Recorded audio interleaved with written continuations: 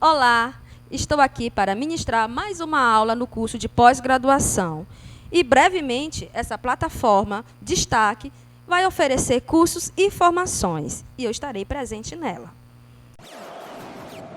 Sou professora Socorro Viana, formada em Educação Física e Pedagogia, pós-graduada em Saúde Mental e Dança, mestre em Ciência da Educação e doutoranda em Ciência da Educação. E hoje nós vamos tratar de um assunto muito legal, que é um assunto que é a disciplina Processo de Aprendizagem da Criança, Transtornos Globais do Desenvolvimento. Bem, então nós vamos falar desse processo. Como é que acontece esse processo? Esse processo, antes de conhecer, você tem que entender o estágio da criança. A criança, ela passa pelo estágio de desenvolvimento, que alguns autores estudam. Quais são esses autores? Pode ser Jean Piaget, pode ser Vygotsky, pode ser Freud. Então, você vai estudar esse estágio de desenvolvimento, que a criança vai passar do 0 aos 2 anos, é sensório motor. Período pré-operatório é de 0 a 7 anos. E operações concretas de 7 a 11 anos ou até 12 anos. Vai depender do autor que vai falar, certo? Alguns falam até 11 e outros falam até 12 anos.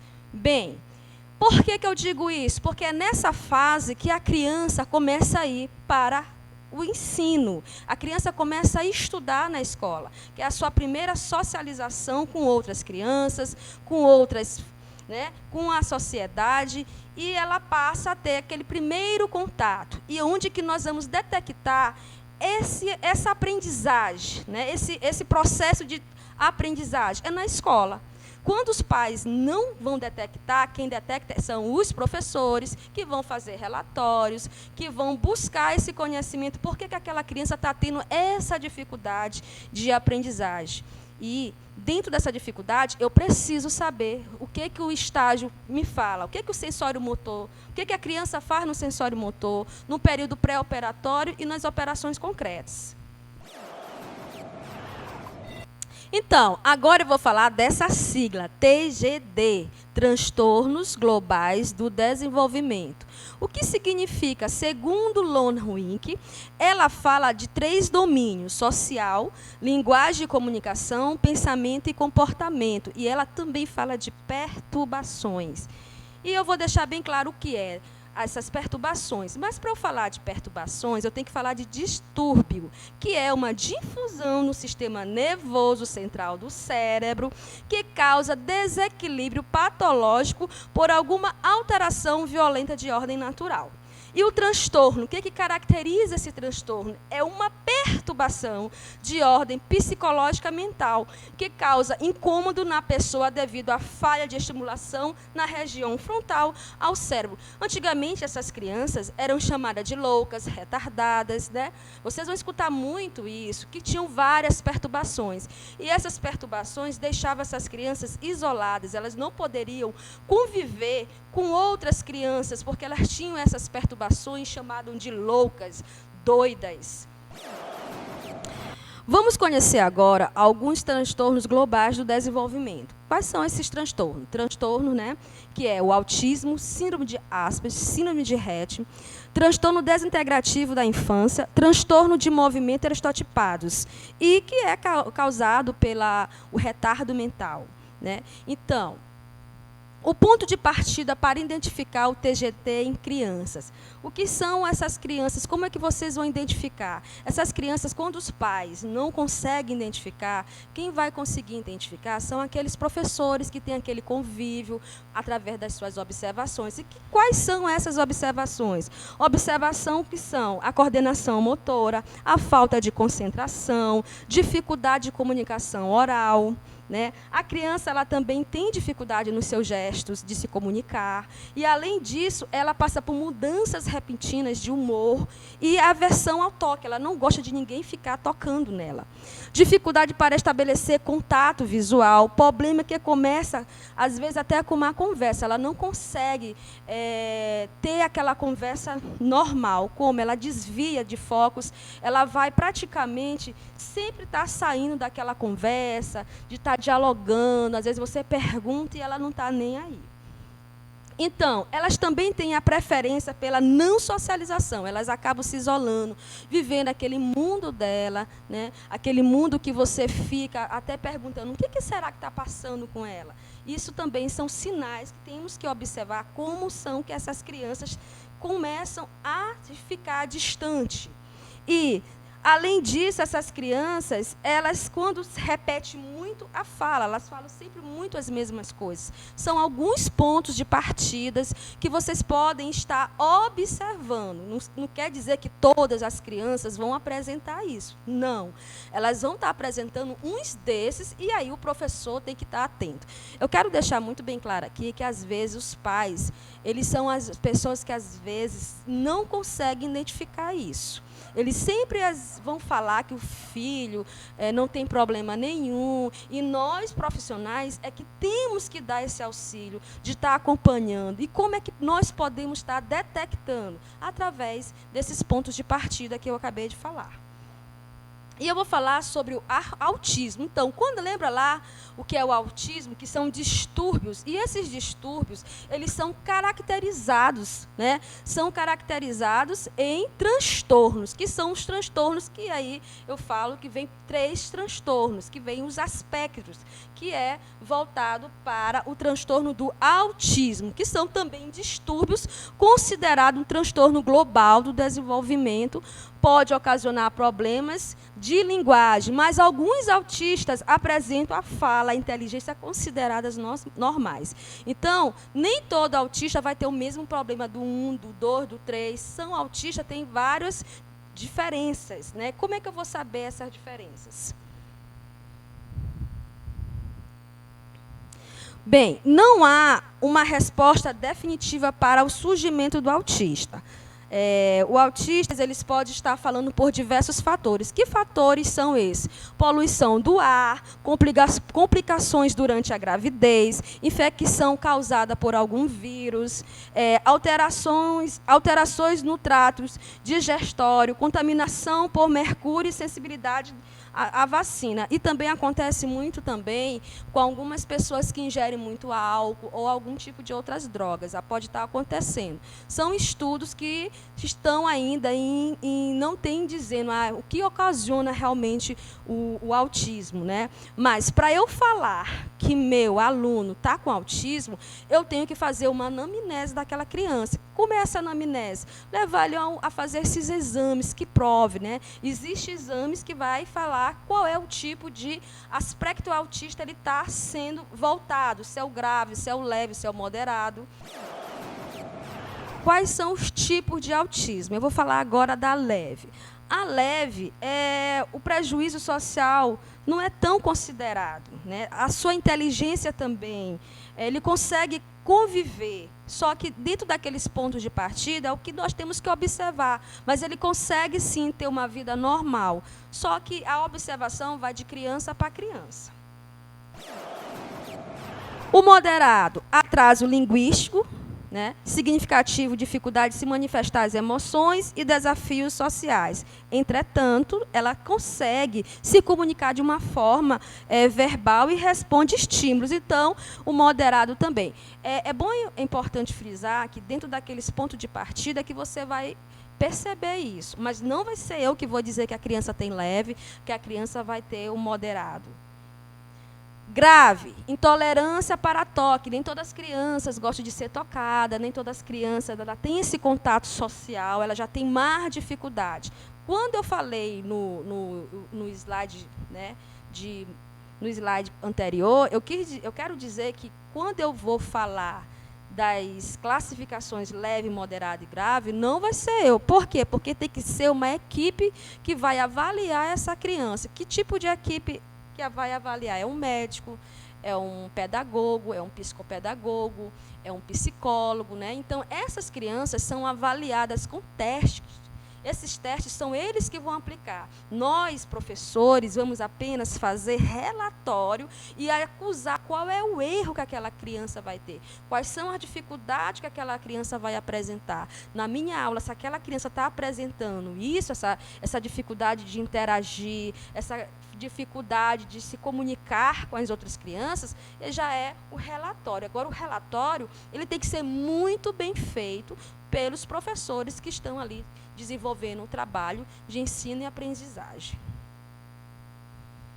E eu vou falar um pouquinho da síndrome de Asperger, também conhecida dentro do aspecto, por que aspecto? Porque são 3, lembra? A moderada, a leve e a grave, por isso que é chamado aspecto autista. E dentro desse aspecto autista, eu vou falar da síndrome de Asperger. A síndrome de Asperger também é um transtorno, e esse transtorno ele dá mais em meninos, né? Em meninos, e causa mais perturbações de transtorno em meninos do que em meninas. Também é difícil dessa interação social, de se adaptar nas mudanças, né? Tem todo esse processo cognitivo verbal também, com dificuldades, mas é uma síndrome que dá mais em meninos. Dá em meninas? Dá.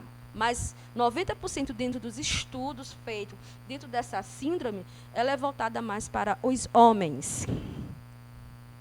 E qual é a idade que acontece, né? A idade de 2 anos. E como é que eu vou detectar essa criança, né? Um QI elevado, falta de coordenação motora e distúrbio social.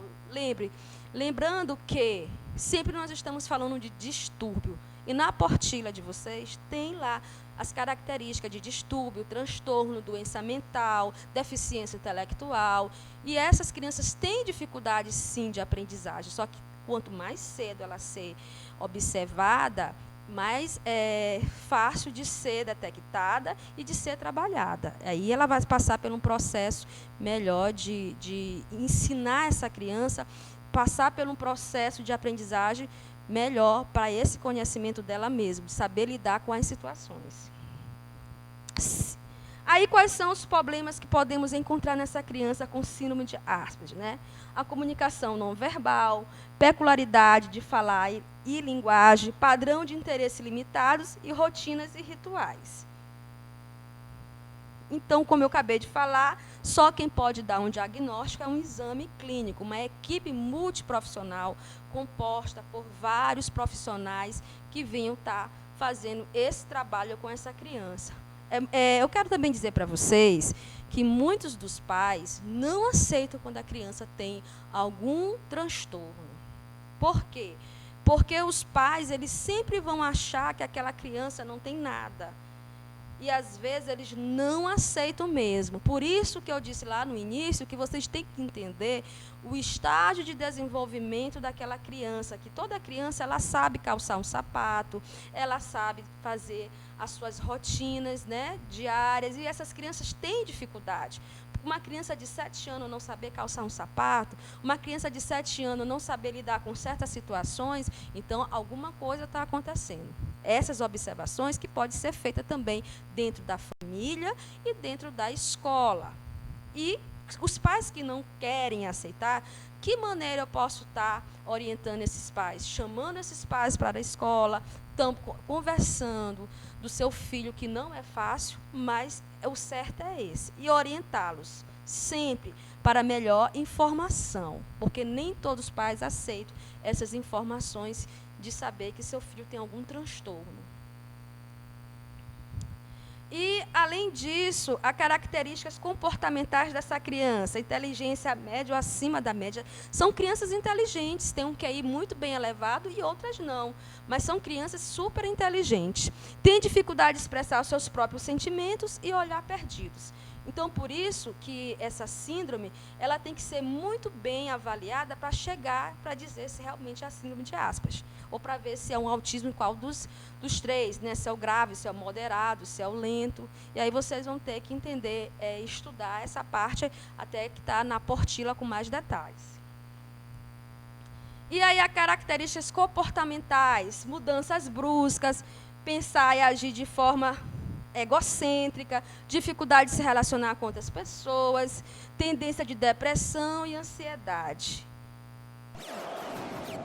Agora eu vou falar de duas pessoas que todo mundo conhece, um cientista, né, e um cantor. Esse cientista, ele também teve os transtornos, foi até expulso da escola por exibir um comportamento estranho. E esse comportamento estranho fez com que ele se tornasse um dos maiores cientistas, né? Olha só, quem é Albert Einstein. E Michael Jackson, por ele também ter dificuldades, né, no comportamento, na sua infância muito conturbada, e ele é uma das pessoas que se desenvolveu muito na área da artística. E, além de se envolver muito na área artística, foi um dos cantores, né, muito famosos que teve esse problema também. E olha onde ele foi se destacar. Então, isso não quer dizer que essas crianças que têm algum tipo de transtorno, que ela não pode se destacar. Elas são super inteligentes. O que elas têm que ter um acompanhamento profissional, um acompanhamento familiar e um acompanhamento durante a vida toda, para que ela possa distinguir realmente o que ela quer ser, o que ela quer buscar. Porque ela pode não ser boa na escrita, ela pode não ser boa na fala, mas ela pode ser boa na pintura, nos cálculos. Vai depender de muitos do que elas realmente vão buscar o interesse. Tem muitas que são boas na pintura, na matemática, na música. Então, até Gardner fala que são as múltiplas inteligências. Agora vamos falar da síndrome de Rett. A síndrome de Rett já é uma anomalia que ela dá mais em meninas. Quando esses meninos começam a sobreviver, eles não conseguem viver. Então, por isso é considerada, 90% dessa anomalia é no sexo feminino. E ela também passa por estágio, esse estágio da síndrome. Vamos conhecer, né?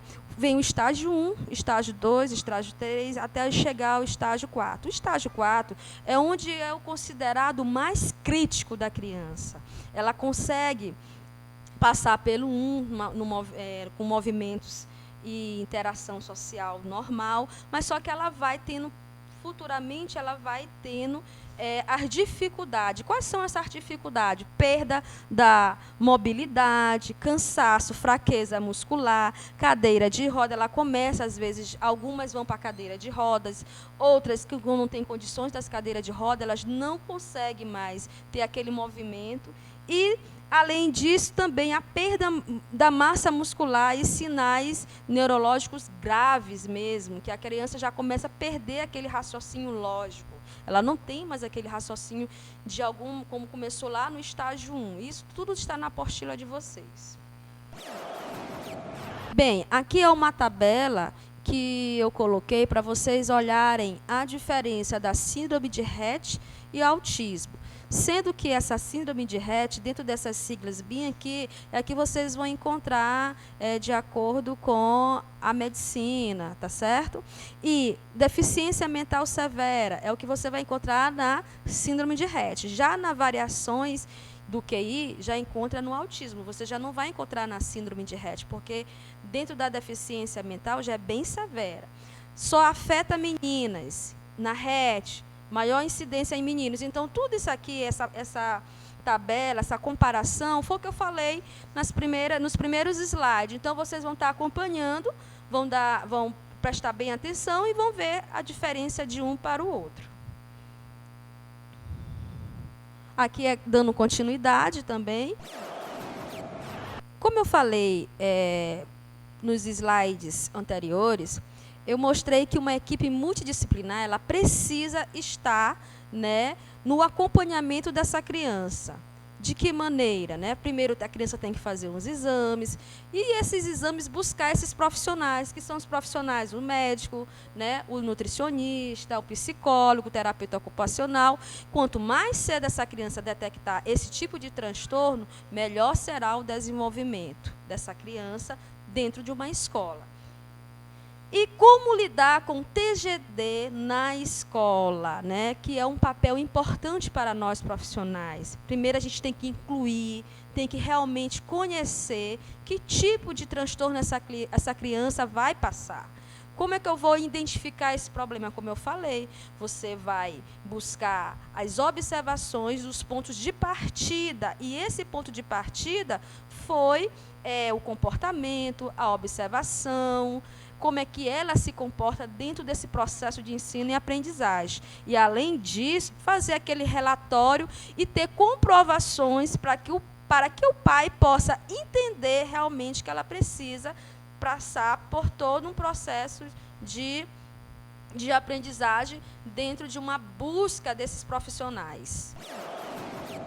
Vamos conhecer alguns problemas relacionados com a inclusão. Que tipo de problemas é esse? Principalmente o espaço físico. O espaço físico, nós encontramos salas numerosas, né, e que, às vezes, o professor tem que ser um artista para lidar com todas aquelas crianças que estão ali e detectar quais são as dificuldades de aprendizagem.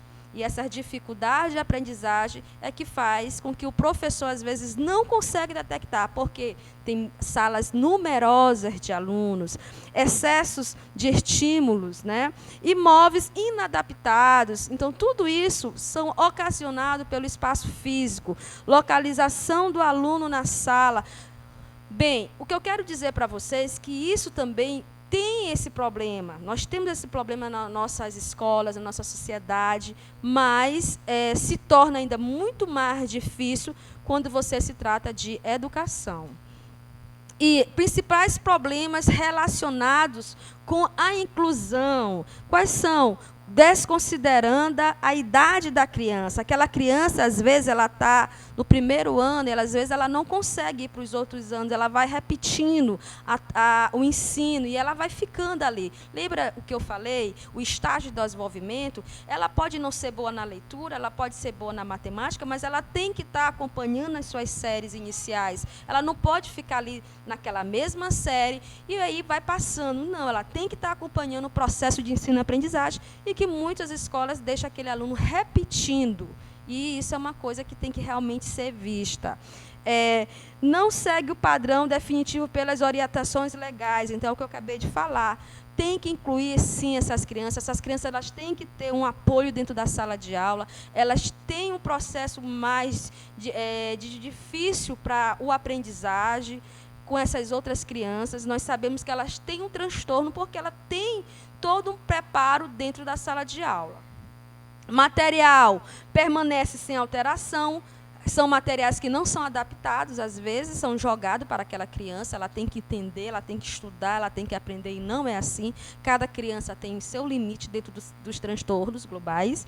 Oferecer muitas informações, e às vezes são as informações desnecessárias para ela. Às vezes a criança gosta, como eu falei, de pintar, mas será que está sendo trabalhado corretamente? Aí vem muitas informações para aquela criança, e aquela criança não consegue realmente mostrar quais são as melhores habilidades que ela pode oferecer. E aqui eu fiz como podemos ajudar a diminuir esses comportamentos. Eu coloquei aqui vários exemplos, né, para vocês entenderem, as setinhas, tudinho, só para vocês observarem. Vou ler alguns aqui. Fornecer ajuda ao aluno para que possa trabalhar e concentrar-se nos períodos cada vez mais longos. Horários flexíveis, ajuda na adaptação em sala de aula. Trabalhar em pequenos grupos. Elogiá-lo sempre. Dar a ele a oportunidade de ser ajudante do professor. Então, a criança, ele tem que ter essas responsabilidades, ele tem que ser visto, ele tem que ser observado com outro olhar. Não é aquele olhar de uma criança que não faz as coisas, que é disperso. Não, ele tem o seu lado bom também dentro da sua busca de conhecimento. Bem, as habilidades acadêmicas e profissionais, né? O que o professor ele tem que começar a entender?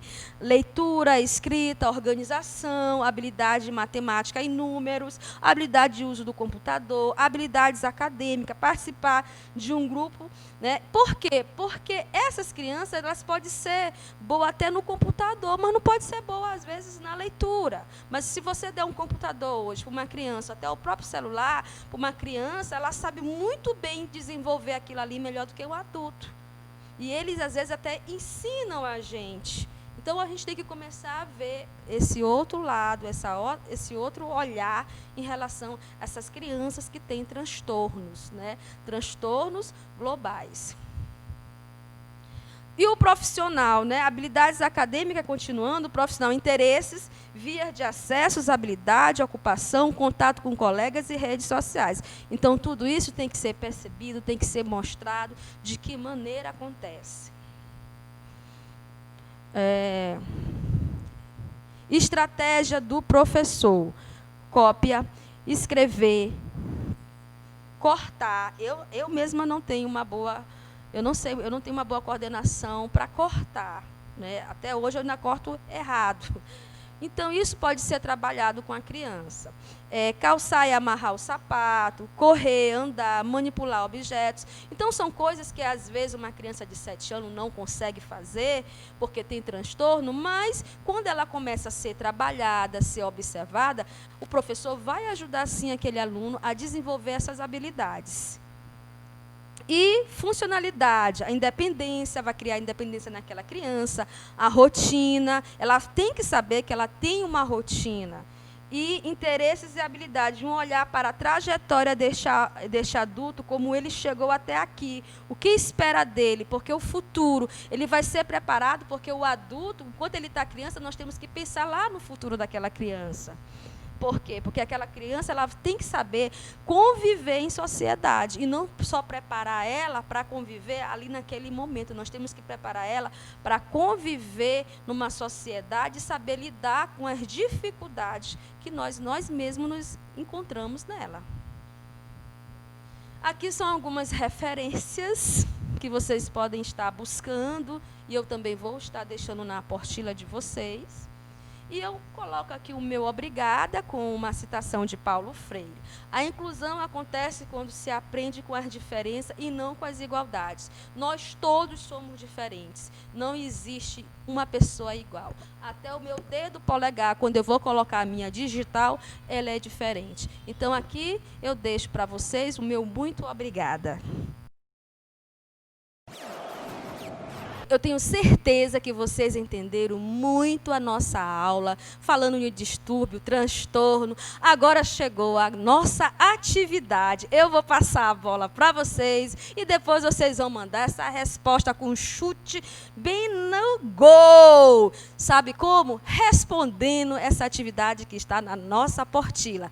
De que maneira? Vocês vão fazer uma atividade bem fácil, tá? E essa atividade será realizada para fazer uma montagem de uma estratégia, de um processo de ensino e aprendizagem para o transtorno. Vocês vão escolher qualquer transtorno desse que vocês assistiram aí, a nossa aula maravilhosa, para crianças, tá? Escolhe, vão colocando lá quais são essas dificuldades que ela tem e dentro desse processo de ensino e aprendizagem, vocês vão trazer essas estratégias como aí vão trabalhar, vocês que vão me dizer. Então, eu fico no aguardo para vocês fazerem um chute, ó, show de bola, gol na rede.